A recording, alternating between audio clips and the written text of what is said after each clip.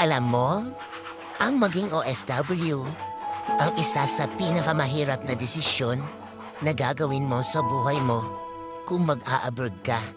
Dahil kailangan mong mangibang bansa para sa pamilya mo. Sobrang mahirap mawalay sa pamilya kung alam niyo lang. Bawat minuto, bawat oras, bawat araw at bawat taon na hindi mo sila nakakasama. Lahat yan ay titiisin para lang mabigyan sila ng buhay na masagana. Kahit ang kapalit nito ay ilang taon na pagkakawalay sa kanila.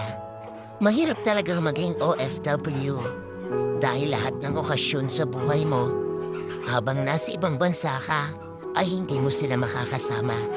Nariyan ang graduation day, ang Pasko, bagong taon, at marami pang iba. Mag-isa mo itong haharapin. Oo, mag-isa, homesick, ang isa sa pinakamalakas na kalaban ng mga OFW na kapag hindi mo